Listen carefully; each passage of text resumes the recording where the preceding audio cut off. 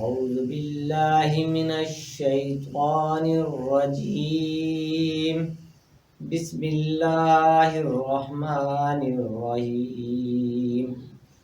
ولا تقربوا مال اليتيم إلا بالتي هي أحسن حتى يبلغ أشده وَأَوْفُوا بِالْعَهْدِ إِنَّ الْعَهْدَ كَانَ مَسْئُولًا۔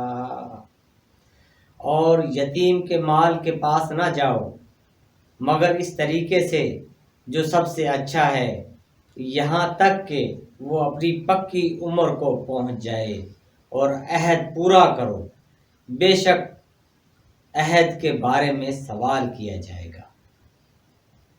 اس آیت کریمہ میں ایک کبیرہ گناہ سے منع کیا گیا ہے اور ایک اہم چیز کا حکم دیا گیا ہے۔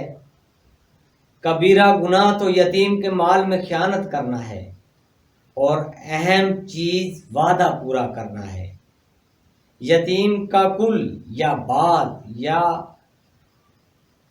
تھوڑا یا زیادہ مال غصب کر لینا، اس میں خیانت کرنا، اس کے دینے میں بلا وجہ ٹال مٹول کرنا، یہ سب حرام ہے۔ چنانچہ فرمایا ہے کہ یتیم کے مال کے قریب نہ جاؤ مگر صرف اچھے طریقے سے، اور وہ یہ ہے کہ اس کی حفاظت کرو اور اس کے مال کو بڑھاؤ۔ اس سے معلوم ہوا کہ یتیم کا مال،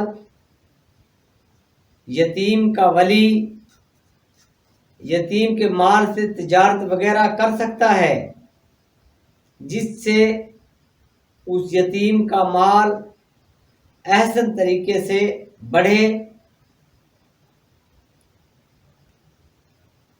اور اس مال کو سود کے بینکوں وغیرہ میں جمع نہ کرواؤ، ایسے بینکوں میں جمع کرواؤ جہاں سود کا نام و نشان نہ ہو۔ اور عہد کو پورا کرنے کا حکم دیا گیا ہے، خواہ اللہ تعالیٰ کا ہو یا عہد بندوں کا۔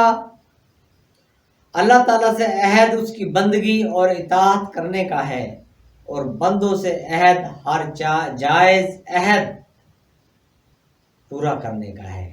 جو بندوں سے وعدہ کیا جائے، جو عہد کیا جائے، جائز عہد ہو، اسے پورا کرنے کا حکم اللہ پاک دیتا ہے۔